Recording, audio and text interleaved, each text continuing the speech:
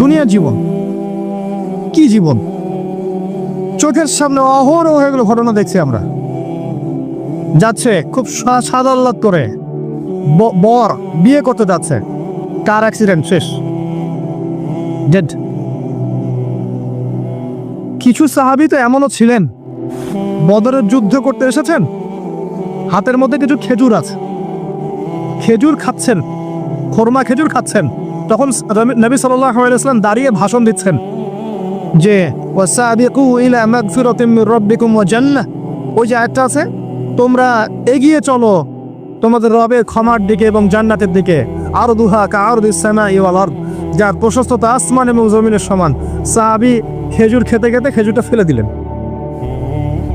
আরেকজন সাহাবী জিজ্ঞাসা করলেন যে খেজুরটা ফেলে দিলেন কেন? তিনি বলছেন এই খেজুরগুলো খেতে অনেক সময় লেগে যাবে। নবী সাল্লাল্লাহু আলাইহি ওয়াসাল্লাম এমন কথা বলেছেন, এটা শোনার পরে আমি আর এক সেকেন্ড নষ্ট করতে যাচ্ছি না।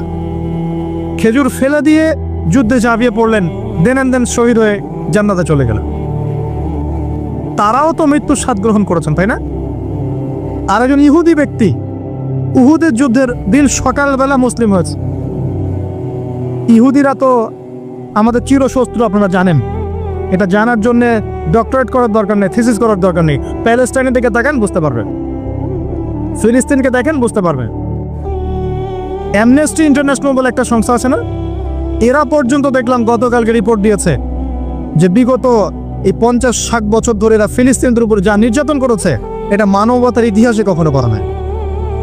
যাই হোক, একজন ইহুদি যুবক সকালবেলা উহুদের মাঠে আসছেন, এসে জিজ্ঞাসা করছেন যে আমার আগে কি করা উচিত, আগে কি আমি যুদ্ধে যাব না আমি আগে মুসলিম হব? সাহাবীরা তাকে বললেন আগে কালিমা শাহাদাত পড়, তারপরে উহুদের মাঠে আসো। সে এসেছে এই কারণে যে নবী সাল্লাল্লাহু আলাইহি ওয়াসাল্লাম মদিনায় আছেন, মদিনায় আরো ইহুদিরা আছে। ইহুদিরাই আগে বলতো শেষ জামানে একজন নবী আসবেন, যার নাম হবে আহমদ। সব মিলে গেছে, তারপরেও তারা গ্রহণ করছে না।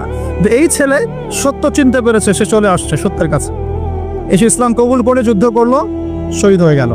নবী সাল্লাল্লাহু আলাইহি ওয়াসাল্লাম দেখলেন তার লাশটা, দেখে বলছেন এই যুবক, এই ইহুদি যুবক এখানে কি করছে? সাহাবীরা বললেন সকালবেলা মুসলিম হয়েছে, যুদ্ধ করে শহীদ হয়ে গেছে ইয়া রাসূলুল্লাহ। নবীজি বললেন সাল্লাল্লাহু আলাইহি ওয়াসাল্লাম আমিলা কলিল উজরা কাসীর, সে অল্প আমল করলো কিন্তু বিশাল পুরস্কার পেয়ে গেল। জীবন তো তাদেরও ছিল। এটা তো সশস্ত্র যুদ্ধের কথা বাদ দেন, নরমালি সুমাইয়া রাদিয়াল্লাহু আনহা, আবু জাহেল তাকে নির্যাতন করছে, তার লজ্জাস্থানে বর্ষা ঢুকিয়ে দিয়ে, চিন্তা করতে পারেন, লজ্জাস্থানে বর্ষা নিক্ষেপ করে হত্যা করলো।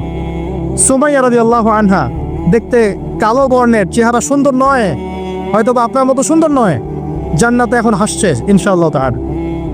তার স্বামী ইয়াসের, আবু জাহেল তাকে পিটাতে মেরে ফেললো, সে মারা গেল, শহীদ হয়ে গেল। অনেক ওলামায়ে কেরামকে, ইমাম, মুস্তাহিদ, মুহাদ্দিস দেখবেন সারাটা জীবন এত মেহনত করেছেন দ্বীনের জন্য, বিয়ে শাদী করার সময় পান নাই। এমনও আছেন ইমাম এবং মুহাদ্দিস, জীবন তো তাদেরও ছিল। শুধু সাহাবী কেন, তাবেঈদের দিকে তাকান, তাবেঈন তাকান, আমাদের 4 ইমামের দিকে তাকান। আবু হানিফা রাহিমাহুল্লাহ শেষ বয়সে জেলখানায়, কথিত আছে বিষ প্রয়োগে তাকে হত্যা করা হয়েছে। তার টাকার অভাব ছিল না, তিনি কিন্তু আমার মতো হতদরিদ্র ছিলেন না। আল্লাহ পাক তাকে সম্পদও দিয়েছিলেন, সমস্ত সম্পদ বিলিয়ে দিয়েছেন দ্বীনের জন্য। ইমাম শাফিঈ রাহিমাহুল্লাহ, তার দিকে তাকান। আহমদ বিন হাম্বল রাহিমাহুল্লাহ, তার দিকে তাকান। তাকে পিটানো হচ্ছে আর বাগদাদের রাস্তায় ঘোরানো হচ্ছে, কারণ সমাজের মানুষ ফতোয়া দিয়েছে একটা, তিনি ফতোয়া দিয়েছেন আরেকটা। ওই যে হিল্লা কথা আর ঠিকা বিবাহ নিয়ে আর কি, তিনি বলছেন ইলামু ইয়া আহলা বাগদাদ, হে বাগদাদের মানুষটা জেনে রাখো যে আমি কোশ্চিনকালেও এই প্রথাকে জায়েজ করলাম না, তোমরা চিনে রাখো যে আমার নাম আহমদ। জীবন তাদেরও ছিল।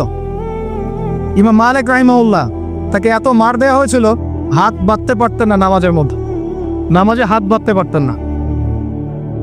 সাহাবীদের থেকে নেন, তাবেঈ থেকে নেন, তাবেঈ থেকে নেন, মুস্তাহিদ ইমাম থেকে নেন, দুনিয়ার জীবন তারাও কিন্তু ভোগ করেছেন আর আমরাও ভোগ করছি। আমাদের ভোগের সিস্টেমটা দেখেন, তাদের ভোগের সিস্টেমটা দেখেন। আমরা বাঁচছি দুনিয়ার জন্য, তারা বেঁচেছে পরকালের জন্য। আমরা দুনিয়ায় বাঁচছি দুনিয়ার জন্য, দুনিয়ার একটা চাকরি, একটা ব্যবসা, একটা পরিবার, একটা স্ট্যাটাস, বাড়ি গাড়ি, টাকা কড়ি, সম্পত্তি, এগুলোর জন্য। কিন্তু তারা বেঁচেছেন আল্লাহর জন্য, পরকালের জন্য। যে ব্যক্তি দুনিয়ার জন্য দুনিয়া করে, আল্লাহ পাক তাকে ইহকাল পরকাল দুটোই নষ্ট করে দিবে। যে ব্যক্তি পরকালের জন্য দুনিয়া করবে, আল্লাহ পাক তার দুনিয়া গুছিয়ে দিবেন, আখিরাতও গুছিয়ে দিবেন ইনশাআল্লাহ। প্রথম কথা হচ্ছে যে দুনিয়ার জীবনকে প্রাধান্য দেওয়া যাবে না। দুনিয়ার জীবনে প্রতিটা কাজ আপনি একটা উদ্দেশ্যই করবেন, সেটা হচ্ছে আল্লাহ সন্তুষ্ট। বিয়ে শাদী করেছি কেন? আল্লাহর জন্যে। পরিবার গঠন করেছি কেন? আল্লাহর জন্যে। সন্তান নিয়েছি কেন? আল্লাহর জন্যে। দিন শিখেছি কেন? ইলম শিখেছি কেন? আল্লাহর জন্যে। চাকরি কেন করি? আল্লাহর জন্যে। প্রতিটা কাজ ইবাদত হবে যদি আপনি মুহাম্মদ সাল্লাল্লাহু আলাইহি ওয়াসাল্লামের তরিকা মেনে চলেন।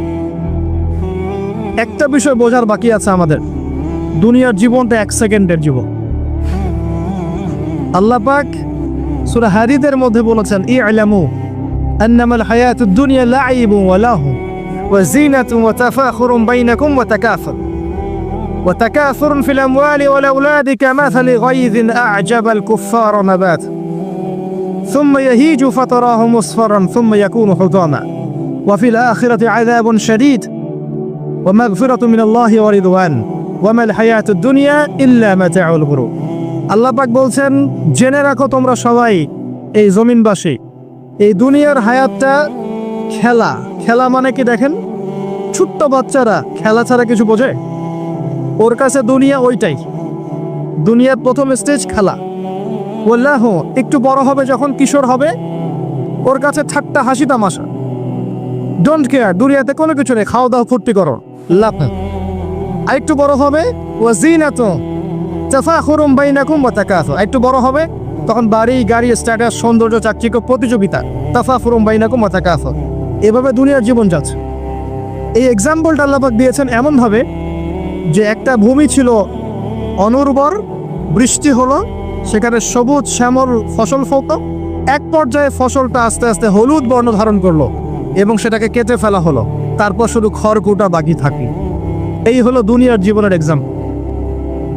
এরপর পরকালে বাকি আছে দুইটা জিনিস, হয় ক্ষমা, রিদওয়ান মাগফিরাত, ক্ষমা, অথবা আযাবুন শাদীদ। আমাদেরকে মাথায় ইনস্টল করতে হবে, দুনিয়াতে আমরা কেউ থাকতে আসি নাই। প্রথম কথা, এখানে আমরা এসেছি বড়জোর 60, 70, 100 বছরের হায়াত নিয়ে, যার মধ্যে মোটামুটিভাবে 30, 40, 50 বছর চলে গেছে, কারো 20 বছর, 25 বছর চলে গেছে, বুঝতে না বুঝতেই চলে গেছে, মানে ভালো মন্দ বোঝার আগেই শেষ। যদি তার বয়স হয় 60 বছর, তাহলে এখন বাকি আছে 30 বছর। এই ব্যক্তি যদি ঠান্ডা মাথায় রাতের বেলা চিন্তা করে, এই 30 বছর যে আমার চলে গেছে, আমার অ্যাপ্রক্সিমেটলি 30 বছর বাকি আছে বুঝলাম, যা চলে গেছে, এই চলে যাওয়া 30 বছরে আমি 10 বার জেনা করেছি, 20 বার মদ খেয়েছি, ঠিক আছে, মানুষের সম্পদ আত্মসাৎ করে খেয়েছি, পরকিয়া করেছি, চুরি করেছি, ডাকাতি করেছি, মিথ্যা বলেছি, নামাজ পড়ি নাই, রোজা রাখি নাই। আমরা প্রত্যেকে যদি আমলনামা ঘাটি আজকে রাত্রে, এরকম একটা লিস্ট আমরা তৈরি করতে পারবো। আজকে রাত্রে বাসায় ফিরে গিয়ে প্রত্যেকে যদি একটা আমলনামা ঘাটতে চাই, চোখ বন্ধ করে চিন্তা করি যে এই 30 বছর আমি কি করেছি, দেখবেন আপনি জেনার পাপ পাবেন, মাদকের পাপ পাবেন, অন্যের সম্পদ আত্মসাতের পাপ পাবেন, নামাজ না পড়ার পাপ পাবেন, রোজা রাখেন নাই, যাকাত দেন নাই, কোনো ক্ষেত্রে মিথ্যা বলেছেন, প্রতারণা করেছেন, মানুষের সম্পদ লুটে পুটে খেয়েছেন, অনেক কিছু করেছেন। কিন্তু আমাদের চলাফেরা দেখলে মনে হয় যে আমরা কোনো পাপ করিনি। এই জায়গায় ঠান্ডা মাথা চিন্তা করে আপনি দেখবেন পাপ দুই রকম। কয় রকম? দুই রকম। আপনি দেখবেন আল্লাহর সাথে জড়িত কিছু পাপ পাবেন, নামাজ করেন নাই, রোজা রাখেন নাই, মিথ্যা বলেছেন, ইত্যাদি ইত্যাদি। কিছু পাপ পাবেন আল্লাহর সাথে জড়িত, কিছু পাবেন মানুষের সাথে জড়িত। আল্লাহর সাথে জড়িত পাপগুলো ক্ষমা নেওয়া খুব সহজ। ওযু করে এসে 2 রাকাত নামাজ পড়ে চোখের জল ফেলে দিয়ে, চোখের পানি ফেলে দিয়ে আল্লাহর কাছে হাত তুলে খালি যদি বলে আল্লাহুম্মা আনতা রাব্বি, বলেন আল্লাহুম্মা আনতা রাব্বি লা ইলাহা ইল্লা আনতা খলাকতানি আনা আবদুক ওয়া আনা আলা আহদিক ওয়া ওয়া'দিকা মাস্তাতা'তু আউযু বিকা মিন শাররি মা সানা'তু আবুউ লাকা বিনি'মাতিকা আলাইয়া ওয়া আবুউ বিযানবি ফাগফিরলি ফাইন্নাহু লা ইয়াগফিরু যুনুবা ইল্লা আনত।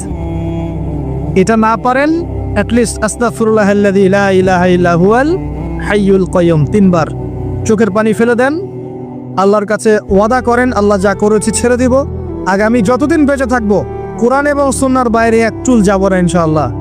এবং আগামী দিনগুলোতে আল্লাহ পাক তোমার আদেশ যখন যেভাবে আসবে আমি পালন করবো ইনশাআল্লাহ।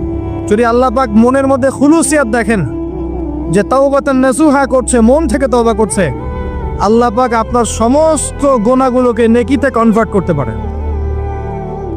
আল্লাহ পাক শুধু গুনাহ মাফ করবেন তা নয়, আল্লাহ পাক গুনাহগুলোকে নেকি দিয়ে পরিবর্তন করতে পারে। আমি দলিল দিচ্ছি, ইল্লা মান তাবা, সূরা ফুরকান পড়ে দেখেন। তারা ব্যতীত যারা তওবা করলো, ওয়া আমানা ওয়া আমিলা আমালান সালিহা, এবং যারা ঈমান এনেছে এবং সৎ আমল করলো, উলাইকা ইউবাদদিলুল্লাহু সাইয়্যাতিহিম হাসানাত, আল্লাহ পাক এই সব মানুষের গুনাহগুলোকে নেকি দিয়ে পরিবর্তন করে দিবেন ইনশাআল্লাহ।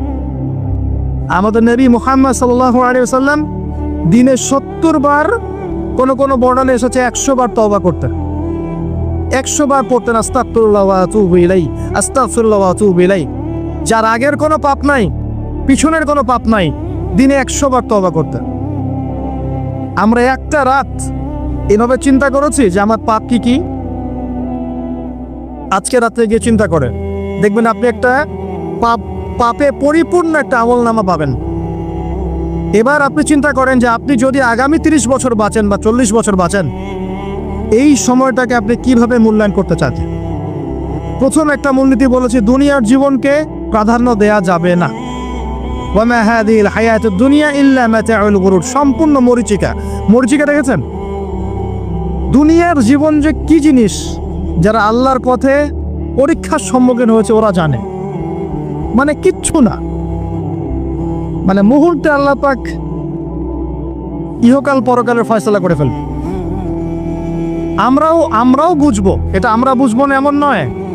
ইয়াং ছেলে রাস্তায় যাচ্ছে, বাইক নিয়ে খুব দাবরানি দিচ্ছে, আছে না, হঠাৎ অ্যাক্সিডেন্ট, ডেড, স্পট ডেড।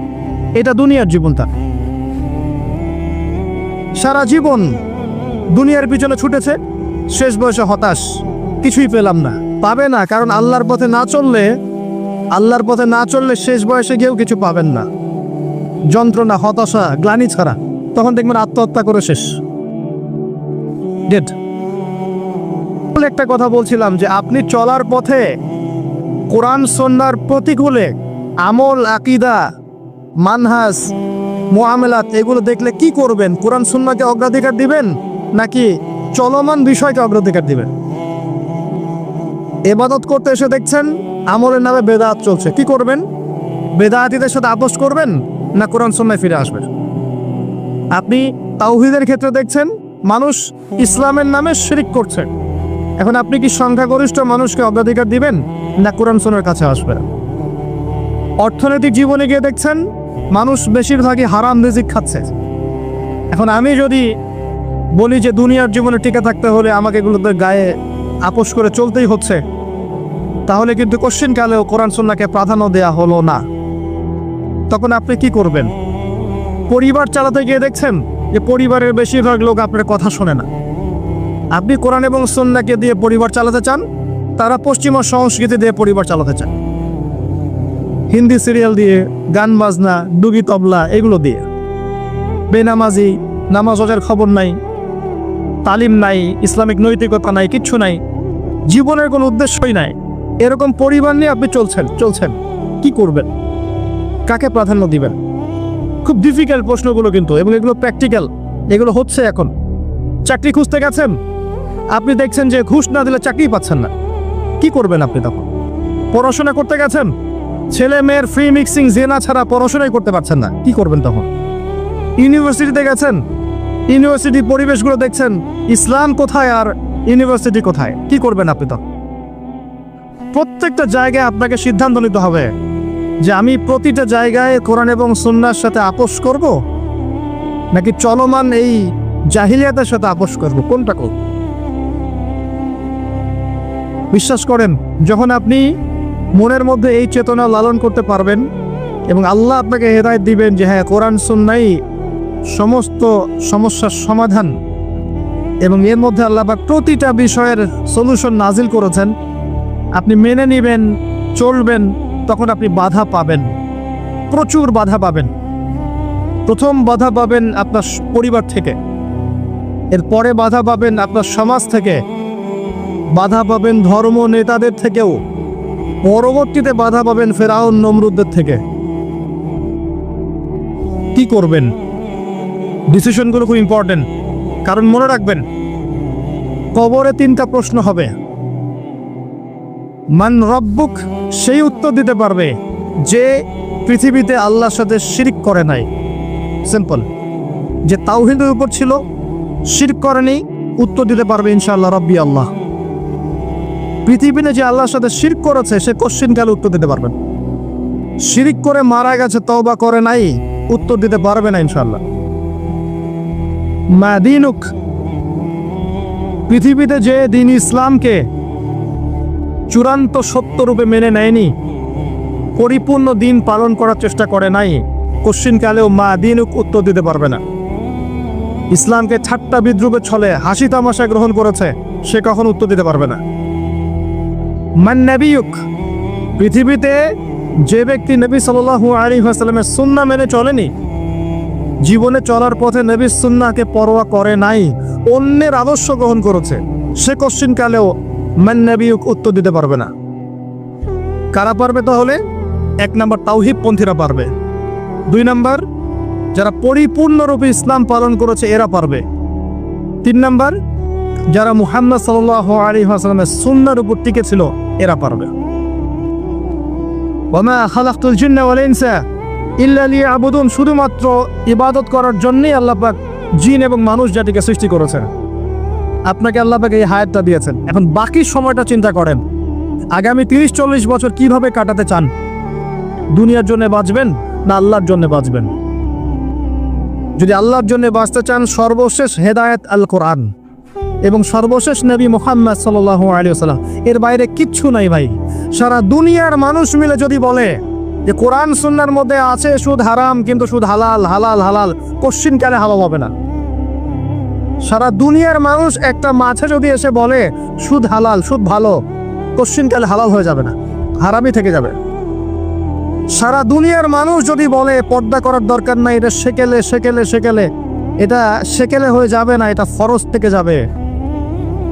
কিচ্ছু নাই কোরআন সুন্নাহর বাইরে, কিচ্ছু নাই। যা আছে দেখছেন বোগাস, যার কোনো ভিত্তি নাই, মানুষের মন গড়া প্রবৃত্তির অনুসরণ।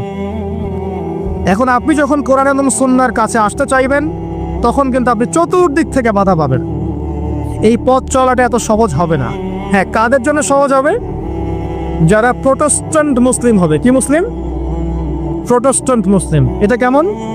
মানে ওটাও ঠিক এটাও ঠিক, সুদ খেলেও হয় না খেলেও হয়, পর্দা করলেও হয় না করলেও হয়, নামাজ পড়লেও হয়, মাঝে মাঝে ছাড়লেও হয়, যাকাত দিলেও হয় না দিলেও হয়। মডারেট প্রোটেস্ট্যান্ট মানে কোরআন সুন্নাহয় যা আছে এগুলো খুব কঠিন মনে হয়, এটা মৌলবাদী মনে হয়, এগুলো মানলে তো এই যুগে চলা যায় না, এগুলো ওই যুগের জন্যে, এরকম ভার্সনে যারা চিন্তা করবে তাদেরকে কষ্ট পেতে হবে না। তারা দেখবেন কষ্ট না করেই দুনিয়ার জীবন কাটিয়ে দিচ্ছে, ওদের কোনো বাধা বিপত্তি আসবে না। আপনি যখন কোরআন সুন্নাহকে আঁকড়ে থাকবেন, কেমন করে আঁকড়ে থাকবেন? মারির দাঁত দিয়ে কামড়ে থাকবেন, নবীজি বলেছেন। মারির দাঁত দিয়ে কামড়াতে বলেছেন, সামনের দাঁত দিয়ে কামড়ালে ছুটতে যাবে, টান দিলে ছিঁড়ে যাবে। মারির দাঁতে কামড় দিলে, টান দিলে সহজে ছিঁড়বে না।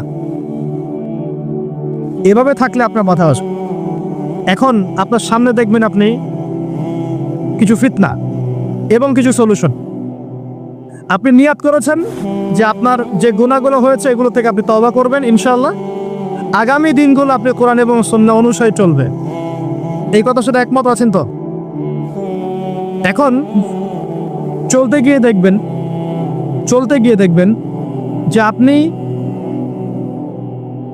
কিছু স্পষ্ট বিষয় দেখতে পারবেন যেগুলোর সাথে আসলে কোরআন সুন্নাহর খুব একটা মিল পাওয়া যাবে না। আপনি দেখবেন স্পষ্ট শিরক করছে মুসলিমরা, আপনি দেখবেন স্পষ্ট বিরাট করছে, আপনি দেখবেন হারাম খাচ্ছে। মুসলিম যুবকরা মাদক, পর্নোগ্রাফি, জেনা, ফ্রি মিক্সিং, আপনার জুয়া, ক্যাসিনো, এই যে আপনার টিকটক প্রজন্ম, এগুলো নিয়ে ব্যস্ত আছে। আপনি স্পষ্ট দেখবেন মেয়েরা বেহায়ের মতো ঘুরে বেড়াচ্ছে। আপনি স্পষ্ট দেখবেন যে আপনি হালালে থাকলে চাকরি পাচ্ছেন না। আপনি স্পষ্ট দেখবেন পরিবারের লোকজন কথা শোনে না। আপনি এমনও দেখবেন ওলামায়ে কেরামের মাঝে ঐক্য নাই, এমন দেখবেন। আপনি এমনও দেখবেন যে মানুষ দিনকে দুনিয়ার বিনিময়ে বিক্রি করে দিচ্ছে। আর এমন দেখবেন যারা আপনার উপরে আছে তারা দিন সম্পর্কে তেমন কোনো জ্ঞান রাখে না। এমন জটিল পরিস্থিতিতে আপনি কি করবেন তখন? এরপরে আপনি যখন বিশ্বের দিকে তাকাবেন তখন দেখবেন বিশ্বের সমস্ত পরাশক্তিরা ঐক্যবদ্ধ ইসলামের বিরুদ্ধে। বিশ্বের সমস্ত বড় বড় পরাশক্তিরা ঐক্যবদ্ধ ইসলামের বিরুদ্ধে। দেখবেন আপনি ইসলামের কোনো খিলাফা নাই, দেখবেন কোনো ইমাম নাই, কোনো আমির নাই, কোনো জামা নাই।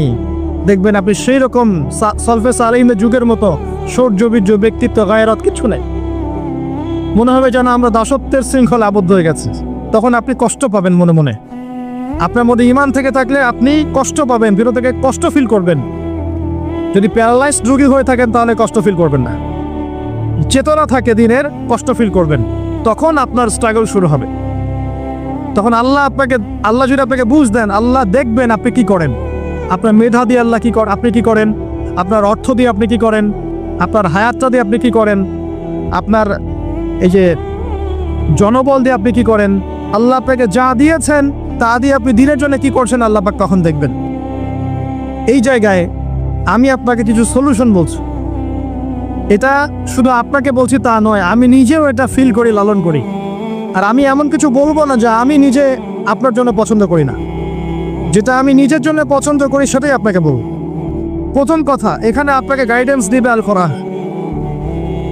এরকম সিচুয়েশনে আপনাকে পথ দেখাবে অনলি আল কোরআন, এরপর নবী সাল্লাল্লাহু আলাইহি ওয়াসাল্লামের হাদিস। এখানে আপনার দায়িত্ব আসবে প্রথমত কোরআন পড়া শিখতে হবে। প্রথম কাজটা কি ভাই? কোরআন পড়া শিখতে হবে, তেলাওয়াত শিখতেই হবে, নিয়মিত তেলাওয়াত করতে হবে। একটা দিন যাবেন আপনার জীবনে যে কোরআন তেলাওয়াত আপনি করেন না, ইনশাআল্লাহ। বেশি থেকে বেশি করবেন, বেশি থেকে বেশি। আমার পরামর্শ হচ্ছে দিনে এক পারা করে করার চেষ্টা করুন। এরপর দায়িত্ব চলে আসবে আপনার কোরআন বোঝা। আপনি কিছু অংশ মুখস্থ করবেন, হিফজ করবেন, অর্থটা বোঝার চেষ্টা করবেন, কোরআনের ভাষাটা শেখার চেষ্টা করবেন। এর সব কিছু আপনি বুঝতে পারবেন না, তখন কি করবেন? আলেম ওলামার কাছে যাবেন, তাদের সোহবতে গিয়ে পড়ে থাকবেন। যে বিষয়টা বুঝতে পারছেন না জিজ্ঞাসা করে জেনে নেবেন। ফাসআলু আহলা যিকরি ইন কুনতুম লা তা'লামুন। এরপর কোরআনের আদেশ নিষেধগুলো আপনি মেনে চলবেন, নিজের পরিবারে এবং নিজের অধীনস্থদের মধ্যে। এরপরে আপনি থেমে যাবেন না। কোরআনের দাওয়াত আপনি যতটুকু জানেন এটা মানুষের কাছে প্রচার করবেন। মাদ্রাসা করবেন, মসজিদ আবাদ করবেন, মক্তব চালু করবেন, কোরআনের একটা রেভলিউশন ক্রিয়েট করবেন ইনশাআল্লাহ। কোরআনের জন্য আপনার জান, মাল, অর্থ বিলিয়ে দিবেন। ওই একটা ছোট্ট কাজ দেখবেন পরকালে জান্নাতে যাওয়ার ওসিলা হয়ে গেছে ইনশাআল্লাহ। তারপর আপনি সুন্নতকে পাবেন। ওই সুন্নতের উপরে আপনার 24 ঘন্টাকে সাজাবেন। দিন রাত প্রতিটা আমল আপনি সুন্নাহ অনুযায়ী করার চেষ্টা করবেন। এরপরে গিয়ে আপনার দায়িত্ব আরো বাড়বে। এরপর দায়িত্ব চলে আসবে উম্মাহ কেন্দ্রিক। আপনার তাজকিয়া অর্জন করতে হবে, আত্মশুদ্ধি অর্জন করতে হলে সবসময় পরকালের ফিকির করতে হয়, মৌতের স্মরণ করতে হয়, বেশি বেশি কোরআন তেলাওয়াত করতে হয়, এতিমের মাথায় হাত বোলাতে হয়, আপনার সাদাকা বেশি বেশি করতে হয়, মাঝে মাঝে রোজা রাখতে হয়। এগুলো করতে থাকলে আল্লাহর জিকির বেশি বেশি করতে হয়, আল্লাহর ধ্যান করতে হয়, আল্লাহকে ডাকতে হয়, দোয়া করতে হয়, আত্মশুদ্ধি অর্জন হবে। একই সাথে আপনার অন্তর থেকে হিংসা, বিদ্বেষ, এই যে গীবত, রিয়া, অহংকার, সমালোচনা, সংস্কৃতি দূর করতে হবে। মনের মধ্যে অহংকার, হিংসা, বিদ্বেষ থাকলে আল্লাহর নূর পাওয়া যাবে না, তখন তাজকিয়া অর্জন হবে না। আমরা প্রত্যেক দিন নামাজে বলি, সবাই বলি, ইমাম, মুক্তাদি সবাই বলি, গায়রিল মাগদুবি আলাইহিম ওয়ালাদ-দাল্লিন। মনে আছে? এখানে নবীজিকে প্রশ্ন করা হচ্ছে, ইয়া রাসূলুল্লাহ, মাগদুব কারা, দল্লিন কারা? আমরা যে বলি নামাজে, আল্লাহ আমাকে মাগদুবের পথ থেকে বাঁচাও, দল্লিনের পথ থেকে বাঁচাও, ইহদিনাস সিরাতাল মুস্তাকিম, সরল পথ দেখাও।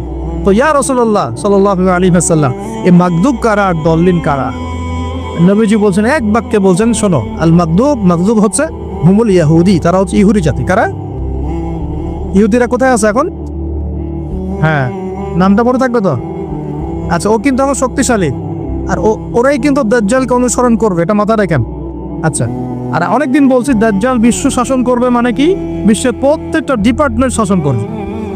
বিশ্বের প্রত্যেকটা department, politics, economics, finance, world affairs, আপনার মিডিয়া, প্রযুক্তি এবং অস্ত্রশস্ত্র সব কিছু ওর নখদর্পণে থাকবে। সব কিছু না হলে সে বিশ্ব শাসন করতে পারবে না, সম্ভব না। কেউ যদি বিশ্বের অর্থনীতি নিয়ন্ত্রণ করতে না পারে, সে কি বিশ্ব শাসন করতে পারবে? এই শ্রীলঙ্কা কি বিশ্ব শাসন করতে পারবে? পাকিস্তান পারবে? পাকিস্তান কয়দিন পর দেউলিয়া হয়ে যাবে।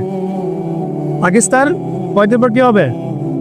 দেউলিয়া হয়ে যাবে। হ্যাঁ, ওদেরকে দেখে যদি আমরা শিক্ষা না নেই, তাহলে আমাদের কপালেও খারাপই আছে। ওইটা বললাম, ওদেরকে দেখে যদি আমরা শিক্ষা না নেই, তাহলে আমাদের খরিও তো খারাপ আছে। আল্লাহ হেফাজত করুন বলি আমিন।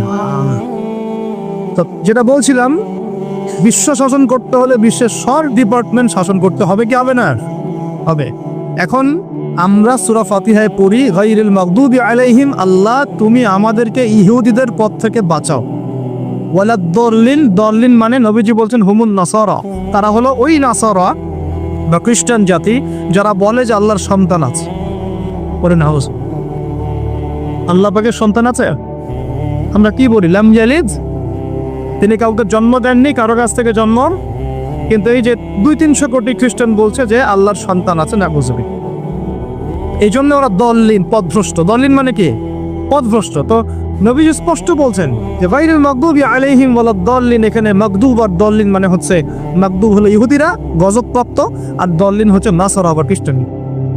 এখন আপনার সাথে আমার কথা, আপনাদের সাথে আমার কথা, আমাদের পলিটিক্স থেকে শুরু করে বাথরুমের কমোড পর্যন্ত, ঠিক আছে, আইন কানুন থেকে শুরু করে আমাদের চেহারা সুরত পর্যন্ত, আমাদের পোশাক পরিচ্ছদ থেকে শুরু করে অর্থনীতি, পরিবার, সবকিছু, এই সব কিছু ওই দুই জাতির অনুসরণে গড়ে উঠেছে। এটাই সবচেয়ে বড় আফসোসের কথা, আমাদের সবচেয়ে বড় আফসোস। বাথরুমটাও নিজের মতো করতে পারলাম না, ঠিক আছে। এই যে দেখবেন কমোডে কি বাম পায়ে ভর দিয়ে বসে যাবে? আচ্ছা, ওইখানে কাপড় কি পবিত্র রাখা যাবে? কিভাবে ইউজ করে আমি এখনো বুঝি না, কেমন করে ইউজ করে, ঠিক আছে। আরো নতুন পদ্ধতি আসছে, এটা শুনলে আরো হাসবে। বিভিন্ন জায়গায় যাওয়া হয়, আলহামদুলিল্লাহ। আল্লাহ বলেছেন সিরু ফিল আরদ, জমিনে বিচরণ করো। আল্লাহ বলেছেন কোরআনে সিরু ফিল আরদ, তোমরা জমিনে ঘুরে দেখো। ফানজুর কাইফা কানা আতিবাতুল মুকাদ্দিবিন, দেখো যে আল্লাহকে যারা মিথ্যা প্রতিপন্ন করেছে, আল্লাহর সাথে সীমালঙ্ঘন করছে, ওদের কি পরিণত হয়েছে। দেখলাম যে এখন ইংলিশ টয়লেটও গায়ে এখন দিয়ে রাখছে কিছু কিছু বাটি। কি দিয়ে রাখছে? ছোট ছোট টুকরা দিয়ে আছে প্লাস্টিকের, এবং হ্যাঁ সিনামেক্সের মনে হয়।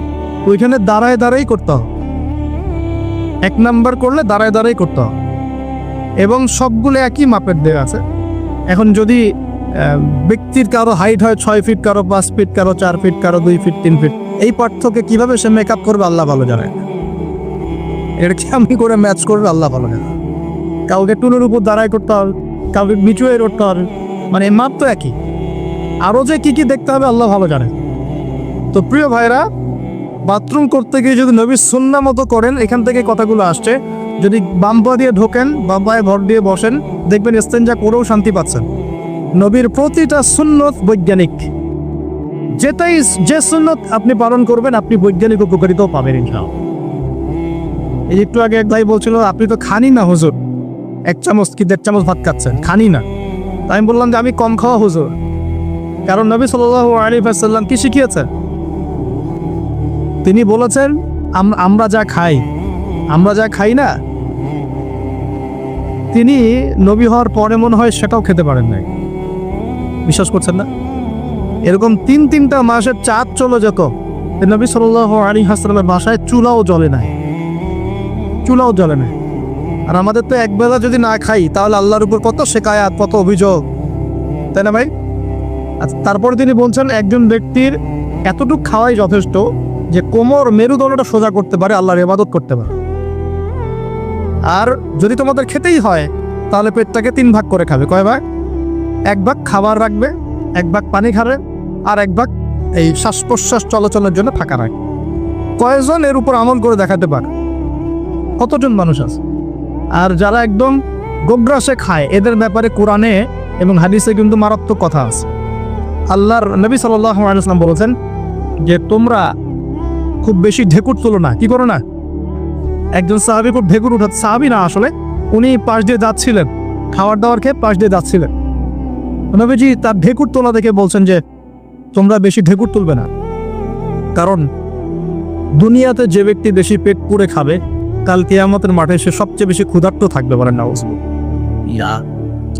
খাবেন আপনার নিজের পেটটাকে 3 ভাগ করবেন, 1 ভাগ খাবার, 1 ভাগ কি পানি, আর 1 ভাগ শ্বাস প্রশ্বাসের জন্য থাকা।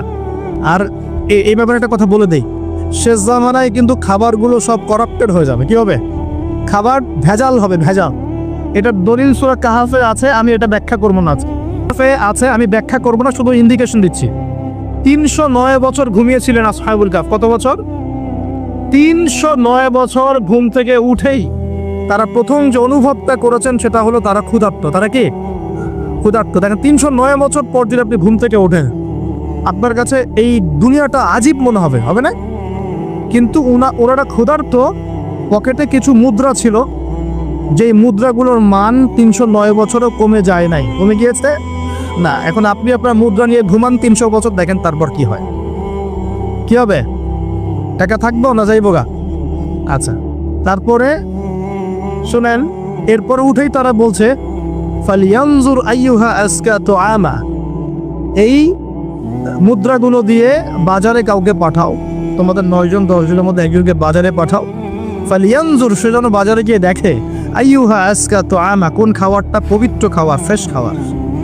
ঘুম থেকে উঠেও ফ্রেশ খাবারের দিকে তাদের নজর কেন? আর এই সূরা আপনাকে দাজ্জালের ফিতনা থেকে বাঁচাবে কেন? আর দাজ্জালের যুগেই বা সব, দাজ্জালের শাসনের যুগে সব খাবারগুলো আস্তে আস্তে ম্যানুফ্যাকচার্ড এবং ভেজাল হচ্ছে কেন? এগুলোর মধ্যে মিল আছে না? তার মানে যত জামানা শেষের দিকে যেটা থাকবে, খাবারের ভেজাল তত বাড়তে থাকবে। এই সময় আপনাকে অবশ্যই ফ্রেশ খাবার খুঁজে খুঁজে বের করতে হবে।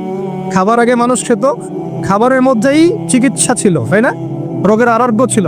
এখন সেই খাবার খেয়ে মানুষ অসুস্থ হয়ে যাচ্ছে। বুঝতে পারছেন না? খাবারের মধ্যে থাকে উপাদান, ভালো উপাদান, যে উপাদানগুলো পেটের ভিতরে গেলে, শরীরে গেলে শরীরটা সুস্থ হয়। এখন সেই খাবার খেয়েই মানুষ অসুস্থ হয়ে যাচ্ছে। এটা কোন হাদিসের সাথে মিলে জানেন? আনতালিদাল আমাতু রাব্বাতুহা, দাসী তার মনিবকে জন্ম দিবে। দাসী মনিবকে জন্ম দিবে মানে হচ্ছে সমাজের ন্যায় অন্যায়, হক বাতিল, সত্য মিথ্যার মানদণ্ড উল্টে যাবে। যেটা ভালো সেটা হয়ে যাচ্ছে খারাপ, খারাপটা হচ্ছে ভালো। সমাজের সত্যবাদী ব্যক্তি হয়ে যাচ্ছে মিথ্যাবাদী, মিথ্যাবাদীকে মানুষ সত্যবাদী বলা শুরু করছে। আমানতদার ব্যক্তি হয়ে যাচ্ছে খেয়ানতকারী, খেয়ানতকার ব্যক্তিগুলো আমানতদার হয়ে যাচ্ছে। সমাজের সবচেয়ে ভালো মানুষকে মানুষ খারাপ বলছে, সবচেয়ে খারাপ মানুষকে খুব ভালো বলছে।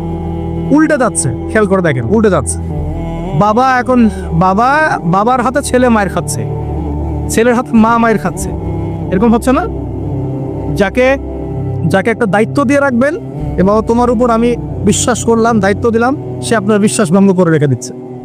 এই হচ্ছে না? বিশ্বাস উড়ে যাচ্ছে, প্রতারণা বাড়ছে। মানে কি? মানুষ আল্লাহ পাকের হালালগুলোকে হারাম করে নিচ্ছে, হারামগুলো হালাল করে নিচ্ছে। বুঝতে পারছেন না মনে হয়? হালালগুলোকে মানুষ আস্তে আস্তে হারাম করতেছে, হারামগুলোকে আস্তে আস্তে হালাল করতেছে। এটা হচ্ছে না? হচ্ছে। খুব খেয়াল করে, এখানে খাবার খেয়ে আপনার উপকার পাওয়ার কথা, খাবার খেয়ে আপনি অসুস্থ হয়ে যাচ্ছে। উল্টা হচ্ছে, উল্টা চলতেছে দুনিয়া। দুনিয়া কি চলছে? উল্টা। ছেলে পড়ছে মেয়ের পোশাক, মেয়ে পড়ছে ছেলের পোশাক।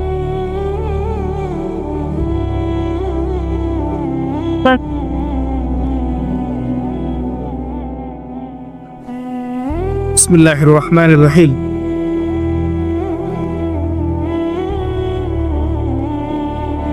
আল্লাহ পাকের শুকরিয়া আদায় করি, বলি আলহামদুলিল্লাহ।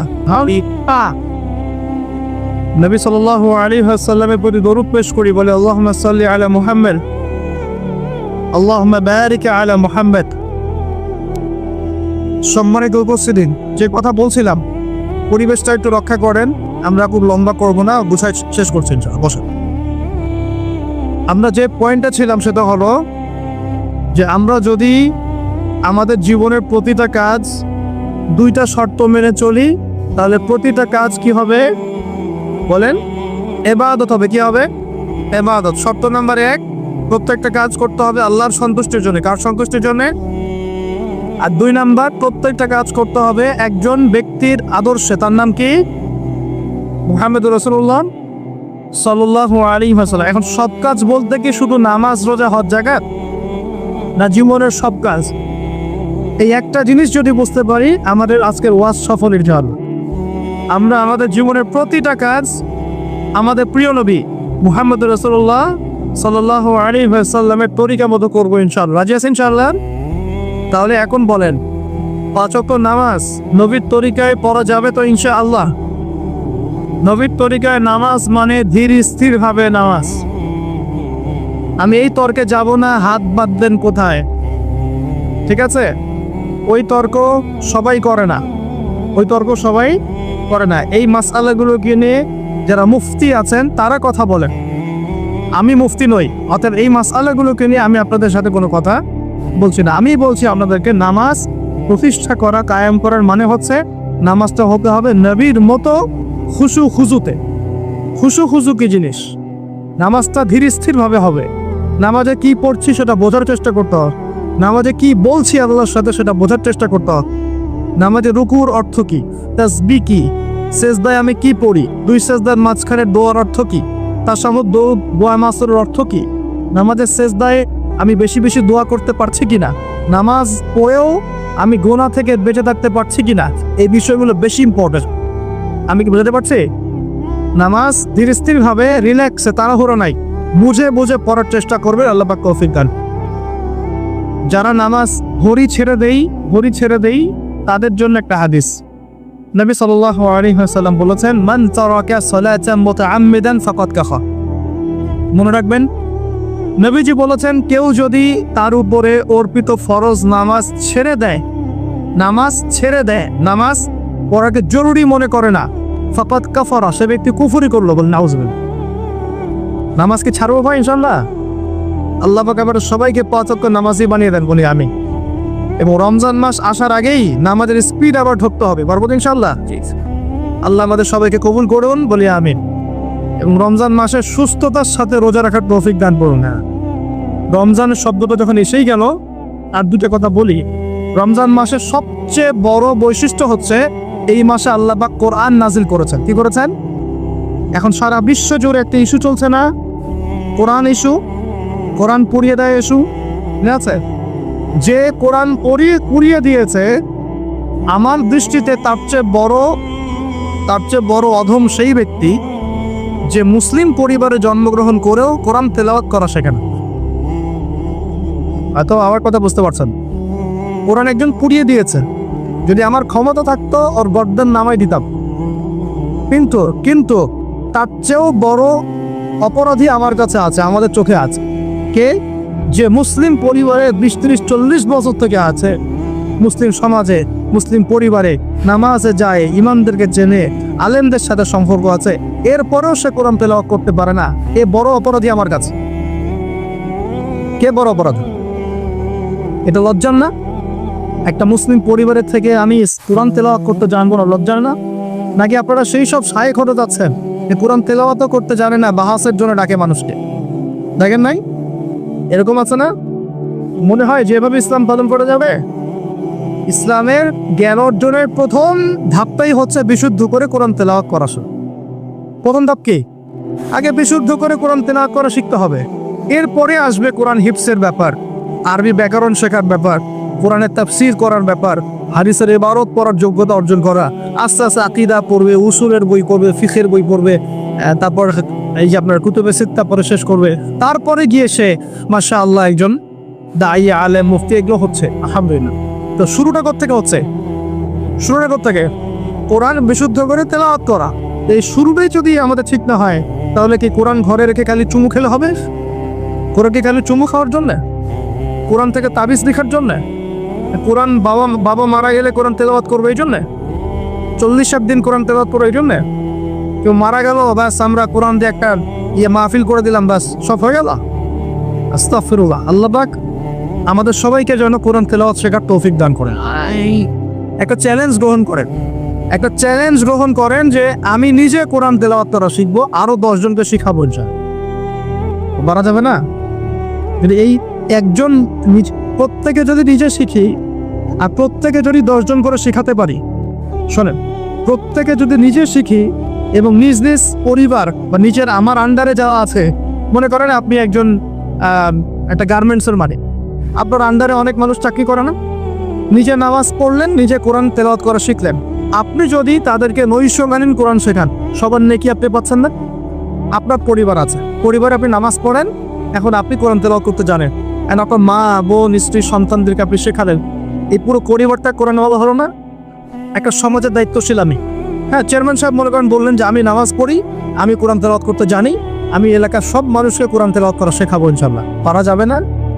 এভাবে যদি সবাই দায়িত্ব নেই, আমার বিশ্বাস 10 বছরের মধ্যে বাংলাদেশের 16 কোটি মানুষের কোরআন শেখানো যাবে। ওই দিন আর স্লোগান তুলতে হবে না, জাল কোরআনের আলো ঘরে ঘরে চাল, অটোমেটিকলি সবার ঘরে কোরআন জ্বলে যাবে। জানবে না? এই কাজটা না করে খালি স্লোগান দিলে কাজ হবে? বলেন তো কাজ হবে? এই যে একটা আয়াতই বললাম, গায়রুল মাগদুবি আলাইহিম ওয়ালাদ-দাল্লিন, এখন তো বুঝলেন আয়াত অর্থ কি? আল্লাহর রাসূল আমাদেরকে বলছেন তোমরা ইহুদিদের পথ অনুসরণ করো না, তোমরা নাসারাদের পথ অনুসরণ করো না, কিন্তু বাস্তবতা হচ্ছে আমার সব ক্ষেত্রেই ওদের আদর্শই চলছে না? আপনার বিয়ে শাদী, বিয়ের আগের অনুষ্ঠান, গায়ে হলুদ, আপনার পরিবার, আপনি যে মিডিয়াগুলো দেখছেন সেই মিডিয়াগুলা, হ্যাঁ, আপনার পলিটিক্যাল সিস্টেম, সুদভিত্তিক অর্থনৈতিক সিস্টেম, তারপরে আপনার কি বলবো, দেহের পোশাক পরিচ্ছেদ, লেবাস, পোশাক, চেহারা, সুরত, সবকিছু ওদের মতো না? আমি তো দেখালাম, এমনকি বাথরুমের কবর্ড পর্যন্ত ওদের মতোই, তাই না? তো এখন এই একটা আয়াত বুঝলেই আপনি বুঝতে পারছেন যে আসলে সব উল্টা চলছে। এখন যদি পুরো কোরআনটা বুঝতে পারি, পুরো কোরআনের 6236টা আয়াতই বুঝতে পারি, তাহলে এই সমস্ত পরিবর্তন হতে সময় লাগবে। এই কারণেই তো কোরআন থেকে দূরে সরানোর জন্য এত পায়তারা চলছে। মানুষ চাচ্ছে, এক শ্রেণীর মানুষ চাচ্ছে বিশ্বের যে মুসলিমরা যেন কোরআন থেকে দূরে সরে যায়। তারা জানে যদি আমরা কোরআন থেকে দূরে সরে যাই, আমাদেরকে শাসন করা সহজ হবে। ওই পশ্চিমারা আমাদেরকে শাসন সহজেই করতে পারে, আর আমরা যদি কোরআনকে আঁকড়ে ধরি, ওদের বাপেরও ক্ষমতা নেই আমাদেরকে শাসন করি, বরং আমরা ওদেরকে শাসন করবো ইনশাআল্লাহ। আমরা করি না, মনে করছে 12 কত বছর, 1200 বছর করেছি। কত বছর? বিশ্বাস করছেন না? ইতিহাস পড়েন, নবী সাল্লাল্লাহু আলাইহি ওয়াসাল্লামের যুগ থেকে শুরু করে এই তো 1914 সাল পর্যন্ত আমরা সারা বিশ্ব সালেম পড়েছিলাম। মনে হচ্ছে গাল গল্প। এখন বিগত 70, 80, 100 বছরে আপনার কাছে মনে হচ্ছে যে শক্তি তো সব ওদের হাতে চলে গেছে, আমাদের হাতে নাই। ইনশাআল্লাহ তাআলা আবার ফিরে আসবে ইনশাআল্লাহ। তবে ওই যে বললাম, এমনি আসবে মান্না সালোয়ার মতো, নাকি আমাদের কিছু দায়িত্ব আছে ভাই? এই যে প্রথম এক ভাই বলেছিল না কি করতে হবে, এখন শোনেন কি করতে হবে। 1 নাম্বার, আমাদের সবাইকে তওবা করে ফিরে আসতে হবে। কি করতে হবে? সূরা নূর পড়ছিলাম আসার সময়, আল্লাহ পাক বলেছেন, তুবু ইলাল্লাহি জামিআন আইয়ুহাল মুমিনুন লাআল্লাকুম তুফলিহুন। তোমরা সবাই একসাথে, হে মুমিনগণ, তোমরা সবাই একসাথে আল্লাহর কাছে তওবা করো যাতে তোমরা সফল হতে পারো। আগে কি করতে হবে? আল্লাহকে বলতে হবে, আল্লাহ আমরা ব্যক্তিগতভাবে, পারিবারিকভাবে, সামাজিকভাবে, রাষ্ট্রীয়ভাবে যত পাপ করেছি আল্লাহ সব মাফ করব। আল্লাহ আমরা তোমাকে ভালোবাসি, তোমার নবীকে ভালোবাসি, তোমার কালামকে ভালোবাসি, আমরা জান্নাতে যেতে চাই, দুনিয়াতেও সফল হতে চাই, আল্লাহ তুমি আমাদেরকে মাফ করো। এবং আগামী পুরো জিন্দেগি আল্লাহ তুমি আমাদেরকে 5 ওয়াক্ত নামাজি বানায় দাও, কোরআনওয়ালা বানায় দাও, সুন্নতওয়ালা বানায় দাও, আপসে মিল মহব্বত বানায় দাও, আমাদেরকে তোমার পক্ষ থেকে বেহিসাব রিজিক দান দিও, এবং এমনভাবে চলার তৌফিক দাও যাতে আমরা আবার বিশ্বের সেই শাসন ফিরে পাই। দোয়া করা যাবে না? 1 নাম্বার কাজ তওবা করে ফিরে আসা। 2 নাম্বার হচ্ছে বেশি বেশি জ্ঞান অর্জন করা। কি করা? জ্ঞান অর্জন ছাড়া কোনো লাভ নাই। একদিন মাহফিল শুনতে আসছেন, যদি মনে করেন যে বাস কাজ হয়ে গেছে, আসলে কিছুই হয়, মন খারাপ করে, আসলে কিছু হয়নি। এখন এখান থেকে আপনাকে ইন্সপিরেশন নিয়ে আগামী দিনে চলতে হবে। জ্ঞান অর্জন করতে হলে কি করবেন? খালি একটা ভিডিও দেখবেন, একটা খালি বিচ্ছিন্ন বই করবেন। এখনকার যুব সমাজের অন্যতম প্রবলেম হচ্ছে, যারা প্র্যাকটিসিং মুসলিম তাদের কথা বলছি, যে এদের পড়াশোনার কোনো কনস্ট্রাকটিভ সিলেবাস নাই, এরা বিক্ষিপ্তভাবে জ্ঞান অর্জন করে। এই আদনান ভাইয়ের লেকচার শুনলাম, এই অমুক স্ট্রাইকারের লেকচার শুনলাম, অমুক দায়ের একটা লেকচার শুনলাম, হ্যাঁ অমুক একটা বই পড়লাম, তমুক একটা বই পড়লাম, বিক্ষিপ্ত জ্ঞান। এই বিক্ষিপ্ত জ্ঞান আপনার মাথাটাকে এলোমেলো করে দিবে। আর অনলাইনে ঢুকলে দেখবেন এ ওর বিরুদ্ধে কথা বলছে, এ ওর বিরুদ্ধে, এ ওর পিছনে লেগে আছে, এ পিছনে লেগে আছে। এখানে ভালো যতটুকু পাবেন, খারাপের চেয়ে বেশি পাবেন। এখানে এভাবে জ্ঞান অর্জন করা যাবে। কিভাবে? যেভাবে আমরা চেষ্টা করছি। হয়তো ওয়াজ মাহফিল এসে আমরা যতটুকু জানি এর 30, 40, 50% কথাও কিন্তু বলতে পারি না। যা জানি তা হয়তো 30, 40% আমরা বলতে পারি বিভিন্ন কারণ। কিন্তু জ্ঞান অর্জনের পথটা কি হবে? এখানে মাদ্রাসা আছে, মসজিদ মাদ্রাসা, কওমি ওলামায়ে কেরাম আছেন না? ওলামায়ে কেরামের পাগড়ি ধরে বসে থাকবে। কি করবে? ওলামায়ে কেরামের পাগড়ি ধরে বসে থাকবে। শুরু করাবে তারা, দেখবেন আপনি যান, আপনাকে শুরু করাবে কোরআন তেলাওয়াত থেকে। আগে কোরআন তেলাওয়াত করা শিখবেন। সময় লাগুক 1 বছর, লাগুক, যাক 1 বছর লাগবে, আমি শিখবো, ব্যাস 1 নাম্বার। তারপরে ওটা যখন ভালো পারবেন, দেখবেন ওলামায়ে কেরাম আপনাকে বলবে যে এই সূরাগুলো মুখস্থ করো। আপনি নামাজের জন্য যে সূরাগুলো লাগে মুখস্থ করতে হবে না? নামাজের ফরজ, ওয়াজিব, এই সুন্নত মুস্তাহাব জানতে হবে না? এই মাসলাগুলো জানবেন, সূরা কালাম মুখস্থ করবেন, দোয়া কালাম মুখস্থ করবেন। তারপরে আপনি যদি আরও বেশি চান, আপনি হিফজ করবেন। কোরআন কি করবেন? হিফজ মানে মুখস্থ করবেন। আমার তো মনে হয় আমরা যদি 1 বছর চেষ্টা করি, আমরা সবাই কমপক্ষে 1 পারা হলেও মুখস্থ করতে পারবো না? ইনশাআল্লাহ, কোনো সমস্যা নেই। এরপরে আপনি যদি আরও বেশি চান, তখন আরবি ভাষা এবং সাহিত্যের কিছু ব্যাকরণিক ক্লাসিক্যাল বই আছে। এই বইগুলো ধরে ধরে পড়তে হবে আলেমদের কাছে। খুব বেশি সময় লাগবে না। আপনি মনে করছেন যে অনেক সময় লাগবে, এত সময় লাগবে না। আপনার মেধা যদি শার্প হয়, এটা ডিফার করে। কারো মেধা খুব শার্প, কারো মেধা অল্প নিতে পারে। ইনশাআল্লাহ 2-3 বছর সময় দেন, ইনশাআল্লাহ দেখবেন আপনি অ্যারাবিক ক্লাসিক্যাল বইগুলো পড়ার যোগ্যতা অর্জন করেছেন। এরপর কি লাগবে? এরপর আসবেন আপনি হাদিসের বইগুলো পড়বেন। আস্তে আস্তে আপনি তাফসির অনুবাদগুলো কিনবেন। এখন তো হাদিসের বইগুলো বাংলায় অনুবাদ হয়ে গেছে। অনেক তাফসির বাজারে চলে আসছে। এই তাফসির পড়লে আপনি মুফাসসির হয়ে যাবেন, মুহাদ্দিস হয়ে যাবেন, এটা বলছি না, কিন্তু অ্যাটলিস্ট আপনি কোরআন তো জানতে পারবেন। এর মধ্যে যেগুলো বুঝবেন না, আবার আলেমের কাছে যাবে, ওস্তাদ এটা বুঝতে পারলাম না। আমরা তো প্রতিদিনই কথা বলি যে উস্তাদ এটা বুঝতে পারলাম, হুজুর এটা বুঝতে পারলাম। প্রত্যেক দিনই বড় বুঝবো কতটুকু? এই জ্ঞান কত গভীর, এই গভীর সমুদ্রের সব জ্ঞানকে অর্জন করা আমার পক্ষে সম্ভব? আমরা তো মনে করি 10%, 5% জ্ঞান আমরা অর্জন করতে পারি না। কিন্তু কন্টিনিউয়াসলি চেষ্টা থাকলে আল্লাহর পক্ষ থেকে জ্ঞান আসবে ইনশাআল্লাহ। জ্ঞান কার পক্ষ থেকে আসে? এই ডিগ্রির সার্টিফিকেট মানেই জ্ঞান নয়। ডিগ্রি সার্টিফিকেট অর্জন করেছি মানেই যে বড় একজন ইসলাম বেত্তা হয়ে গেছে, এমন নয় বিষয়। জ্ঞান কার পক্ষ থেকে আসে?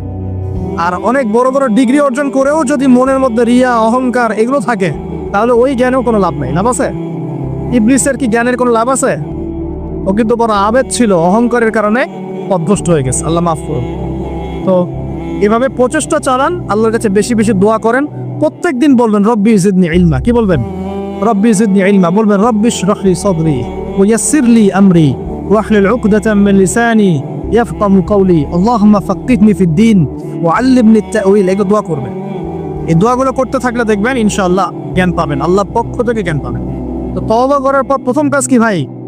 বলেন, জ্ঞান অর্জন করা। ইকরা বিসমি রাব্বিকাল্লাযী খালাক। আর এই জ্ঞান নিয়ে তো অনেক কথা হচ্ছে না? এনে জ্ঞান অর্জন করবেন কোন জ্ঞান? যে জ্ঞান আপনাকে আল্লাহ এবং তার রাসূলের দিকে নিয়ে যাবে, সেই জ্ঞান অর্জন করবেন। যে জ্ঞান আপনাকে আল্লাহ এবং তার রাসূল থেকে দূরে সরাই দিবে, সেই জ্ঞান অর্জন করতে যাবেন। ব্যাস, কথা শেষ। এখন আপনি নিজে বুঝতে পারবেন কোন জ্ঞান আপনাকে আল্লাহর দিকে নিচ্ছে আর কোন জ্ঞান আপনাকে আল্লাহ থেকে দূরে সরাচ্ছে। শুধুমাত্র ইসলামিক জ্ঞানই কি অর্জন করব, না বৈষয়িক জ্ঞানও দরকার আছে? উত্তর, অবশ্যই বৈষয়িক জ্ঞানও দরকার আছে। এটাই উত্তর। এই বৈষয়িক জেনারেল জ্ঞানগুলো অর্জন না করলে কোরআন সুন্নাহকে হাতে নিয়ে বিশ্বকে চ্যালেঞ্জ করা যাবে। বুঝতে পারছেন না কথা? কোরআন সুন্নাহর জ্ঞান থাকবে ভিতরে, আবার আপনার মধ্যে সমকালীন জ্ঞানগুলো থাকবে। এরপরে দেখবেন ইনশাআল্লাহ আপনি ডিনামাইট। ইনশাআল্লাহ আপনি পলিটিক্স বুঝবেন, আপনি সোশ্যাল অ্যাফেয়ার্স বুঝবেন, আপনি পলিটিক্যাল অ্যাফেয়ার্স বুঝবেন, ওয়ার্ল্ড অ্যাফেয়ার্স বুঝবেন, ইকোনমিক সেকশন বুঝবেন, সবই বুঝবেন ইনশাআল্লাহ। তাহলে আপনি তখন জনশক্তি হবেন। কি হবে? জনশক্তি। এর সাথে দরকার কারিগরি শিক্ষা। কি শিক্ষা? এই শিক্ষাটাও খুব দরকার। কারণ চাইনিজরা দেখেন না, কারিগরি শিক্ষার এবং কৃষি শিক্ষায় দক্ষ হওয়ার ফলে তারা কৃষি জমি বাড়াতে পেরেছে, প্রবৃদ্ধির হার বাড়াতে পেরেছে, এবং কারিগরি শিক্ষা, প্র্যাকটিক্যাল শিক্ষিত হয়ে ওরা সারা বিশ্বের ডিভাইস যন্ত্রগুলো তৈরি করেছে এবং সারা বিশ্বের মার্কেট দখল করে বসে আছে। আপনার হাতে যে ফোনটা, ওটাও দেখবেন তারই তৈরি। তাহলে এই শিক্ষাটা বেশি ইম্পর্টেন্ট, প্র্যাকটিক্যাল শিক্ষা। তো প্রথম কথা ভাই, তওবা করে ফিরে আসতে হবে। দ্বিতীয় কথা হচ্ছে অবশ্যই সবাইকে কি করতে হবে ভাই? জ্ঞান অর্জন করতে হবে। জ্ঞান অর্জনের একটা সিলেবাস আছে, এটা বললাম। কোরআন শেখেন, আরবি শেখেন, হাদিস পড়া শেখেন, ওলামায়ে কেরামের সোহবতে থাকেন, ইনশাআল্লাহ তাআলা আল্লাহ আপনাকে জ্ঞান দিবেন ইনশাআল্লাহ। আর জ্ঞান আসা মাত্রই যে আমি সবকিছু বুঝে ফেলবো তা নয়। জ্ঞান অর্জন একটা ক্রমবর্ধমান সিলসিলা, দোলনা থেকে কবর পর্যন্ত শেখার কোনো শেষ আছে? আল্লাহ পাক আমাদের সবাইকে জ্ঞান অর্জন করার তৌফিক দান করুন। এরপর কি, ওই যে আল্লাহ পাক ইবাদত করতে পাঠিয়েছেন দুনিয়ায়, তাই যতটুকু জানবো ততটুকু আমল করবো ইনশাআল্লাহ। করা যাবে ইনশাআল্লাহ? যা জানি আমল করবো ইনশাআল্লাহ। জেনেছি আজকে আমি যে সুবহানাল্লাহ পড়লে 100 বার সুবহানাল্লাহ পড়লে 1000 নেকি হয়, বাস আমল করা হবে। জেনেছি আজকে কোরআনের একটা হরফ করলে 10 নেকি হয়, কোরআন তেলাওয়াত করবো ইনশাআল্লাহ। এখনই জেনেছি সূরা কাহাফের প্রথম 10 আয়াত মুখস্থ করলে আল্লাহ দাজ্জাল থেকে বাঁচাবেন, মুখস্থ করবেন। একটু আগে জানলাম ঘুমানোর আদব কি, আজকে আমল করবো ইনশাআল্লাহ। একটু আগে জানলাম ইস্তেঞ্জা করার আদব কি, আজকে আমল করবো ইনশাআল্লাহ। যা জানবো আমল করবো ইনশাআল্লাহ, করা যাবে ইনশাআল্লাহ। এবং নিজে আমল করব, সবার আগে নিজের পরিবারে প্রতিষ্ঠা করব। আগে সমাজে দোষ দিব না, আগে কোথায় দেব? আগে পরিবারে। আমার পরিবারে যদি বেনামাজি থাকে আমার সন্তান সন্ততি, আর আমি নামাজের ওয়াজ করে বেড়াই, মানুষ শুনবে? আমার পরিবারে আল্লাহ না করুক যদি নিজের বউ বেপর্দায় চলে, হ্যাঁ, আর আমি যদি আসে আপনাকে পর্দার ওয়াজ করে, আপনি শুনবেন? করে দিলেও শুনবেন। এই কারণে আগে নিজের পরিবারের মধ্যে কায়েমের চেষ্টা করতে হবে। এখানে একটা কথা বলে রাখি, অনেক চেষ্টা করার পরেও কখনো কখনো পরিবারের লোকজন নাও শুনতে পারে, বুঝতে পারলেন? অনেক চেষ্টা করেছেন, তারপরেও পরিবারের লোক শুনছে না, এমন হতে পারে না? নূহ আলাইহিস সালামের ক্ষেত্রে হয় নাই, লূত আলাইহিস সালামের ক্ষেত্রে হয়নি, হয়েছে। তাই বলে হতাশ হবেন না, তখন ওদের হিসাব ওরা দিবে, আপনার হিসাব আপনি দিবেন। আপনি আপনার বড় চেষ্টা করেছেন, আল্লাহ পাক তৌফিক না করুন। পরিবারে প্রতিষ্ঠা করব আমল, এরপরে আমি সমাজে দাওয়াতি কাজ করব।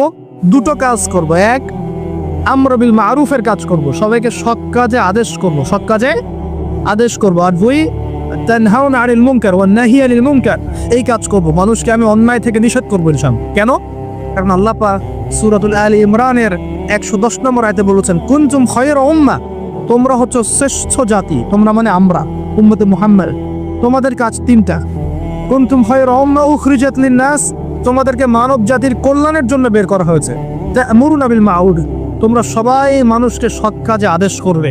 ওয়া তানহাউনা আনিল মুনকার, সবাই তোমরা অসৎ কাজে নিষেধ করবে। ওয়া তু'মিনুনা বিল্লাহ, আল্লাহর প্রতি ঈমান রাখবে। এই তিনটা আমাদের কাজ। আল্লাহ পাক আমাদের সবাইকে এই আমর বিল মারুফ নাহি আনিল মুনকার এই আমল করার তৌফিক দান করুন। এগুলো শেখার জন্য তাবলীগ জামাত একটা ভালো প্ল্যাটফর্ম। ওখানে যাবেন, সময় লাগাবেন, আপনাকে সুন্নত শেখাবে, নামাজের ট্রেনিং দেওয়া হবে, নামাজ পড়া শেখাবে, আপনাকে দাওয়াত দেওয়া শেখাবে। সীমাবদ্ধতা সবার মধ্যেই আছে, তারপরেও আমাদেরকে এই ধাপগুলো অতিক্রম করেই সামনের দিকে যেতে হবে। আল্লাহ পাক তৌফিক দান। আর এটা খুবই দুঃখজনক যে এখন আমাদের এই ভাইদের মধ্যেও অনেক সময় কিছু ফিকশন দেখা যাচ্ছে। আমরা দোয়া করে আল্লাহ পাক তাদের মধ্যে এই যে বিভক্তি, আল্লাহ পাক এই বিভক্তিটাকে দূর করে দিন, আমি ঐক্যবদ্ধ আর তৌফিক দান করুন বলে আন। খুবই আফসোসের বিষয় এগুলো। আল্লাহ পাক আমাদেরকে হেফাজত করুন, বোঝার তৌফিক দান করুন। ওয়া'তাসিমু বিহাবলিল্লাহি জামিআন ওয়া লা তাফাররাকু, আল্লাহ বলছেন তোমরা সবাই আল্লাহর রজ্জু একসাথে ধরো, ঐক্যবদ্ধ হবে, দলে দলে বিভক্ত হয়েও না। এই ছোটখাটো বিষয়গুলোকে নিয়ে আমরা আস্তে আস্তে 73 দল তো কত আগেই হয়ে গেছে, এখন 73,000 দল হয়ে গেছে আল্লাহ মাফ। কিন্তু এটা আমাদের জন্য ক্ষতির কারণ নেই। এগুলোকে উস্কে দিবেন না, বরং তাদের মধ্যে মিউচুয়াল করার চেষ্টা করতে হবে। আল্লাহ পাক তৌফিক না। তো প্রিয় ভাইরা, আমরা আমর বিল মারুফ নাহি আনিল মুনকারের কাজ করব এবং পাশাপাশি পারিবারিক আদর্শ ঠিক করব, আর অবশ্যই হালাল খাওয়ার চেষ্টা করবো ইনশাআল্লাহ। নিজেদের যে প্রতিভা আল্লাহ পাক দিয়েছেন, কাউকে ক্ষমতা দিয়েছেন, কাউকে অর্থ দিয়েছেন, কাউকে বলার যোগ্যতা দিয়েছেন, কাউকে লেখার যোগ্যতা দিয়েছেন, ঠিক আছে? যাকে আল্লাহ পাক যা দিয়েছেন আল্লাহর পক্ষ থেকে, এটাকে দিনের কল্যাণে কাজে লাগানোর চেষ্টা করবো ইনশাআল্লাহ তাআলা। দেখবেন ইনশাআল্লাহ আবার সেই সোনালী দিন ফিরে আসবে ইনশাআল্লাহ, যেদিন আমরা নিজেরাও আমল করব, পরিবারও সুন্দর হবে, সমাজও সুন্দর হবে, ইসলাম এই জমিনেও বিজয় হবে ইনশাআল্লাহ, আর আখিরাতে তো জান্নাতে যাবো ইনশাআল্লাহ। আল্লাহ পাক আমাদের সবাইকে এই দুনিয়াতে আসার উদ্দেশ্যটা মনে রাখার তৌফিক দান করুন। আল্লাহ বলেছেন দুনিয়ায় পাঠিয়েছি আল্লাহর ইবাদত করার জন্য, অন্য কোনো কারণে নয়। দুইটা কাজ করলে ইবাদত হবে, এক প্রতিটা কাজ আল্লাহ সন্তুষ্টির জন্য করব, দুই নবীর সুন্নাহ মতো করব। এর ফলে কি হবে? এর ফলে আমরা সেই গন্তব্য অর্জন করব যেটা সূরা আলে ইমরানের 185 নম্বর আয়াতে বলা আছে। কত নম্বর আয়াত? 185। এটাই শেষ আয়াত। আল্লাহ রাব্বুল আলামিন বলছেন কুল্লু নাফসিন যায়িকাতুল মাউত, এই কারাগারের দুনিয়ার জীবন সংক্ষিপ্ত, এখানে সমস্ত সত্তা মৃত্যুর স্বাদ গ্রহণ করবে, ঠিক আছে? এবং কিয়ামতের মাঠে তোমাদের সবাইকে জাত জাত প্রতিদান দেওয়া হবে। এবার তোমাদের গন্তব্য শোনো। ফামান যুকজিহা আনিন নার, ওই দিন যাকে জাহান্নামের আগুন থেকে বাঁচানো হবে, উদখিলাল জান্নাহ, এবং জান্নাতে ঢুকিয়ে দেওয়া হবে, ফাকাদ ফাজ, ওই ব্যক্তি হচ্ছে সফল। This is the real definition of success. কথা বুঝতে চেষ্টা করেন, এটা হচ্ছে the real and final destination and definition of success. এটা সাফল্যের সবচেয়ে সেরা এবং কি বলবো, চূড়ান্ত সাফল্যের সংজ্ঞা। এটা হলো সবচেয়ে সেরা এবং চূড়ান্ত সাফল্যের সংজ্ঞা। দুনিয়ার সাফল্যের সংজ্ঞা ঠিক না। এই বাড়ি গাড়ি টাকা করে স্ট্যাটাস ক্ষমতা, এগুলো সাফল্যের সংজ্ঞা আমরা বানিয়েছি। এগুলো সাফল্যের চূড়ান্ত সংজ্ঞা নয়। চূড়ান্ত সংজ্ঞা এই আয়াতে আছে, ফামান যুকজিহা আনিন নার, যাকে জাহান্নামের আগুন থেকে বাঁচিয়ে দেওয়া হবে, ওয়া উদখিলাল জান্নাহ, যাকে জান্নাতে ঢুকিয়ে দেওয়া হবে, ফাকাদ ফাজ, এই সফল হলো মা। কদ আফলাহাল মুমিনুন, এই যে মুমিনরা সফল হয়েছে। কথা বুঝতে পারছেন? অতএব সাফল্যের সংজ্ঞা আমাদেরকে শেখানো হয়, এটা চূড়ান্ত সংজ্ঞা নয়, ওইটাই সাফল্যের চূড়ান্ত সংজ্ঞা। পৃথিবীতে আমার অনেক ক্ষমতা আছে, জান্নাত না লাভ করতে পারলে কোনো লাভ নেই। দুনিয়াতে আমি অনেক বড় আলখাল্লা পরে আলেম টাইটেল নিয়ে বসে আছি, জান্নাতে ঢুকতে না পারলে আমি সফল।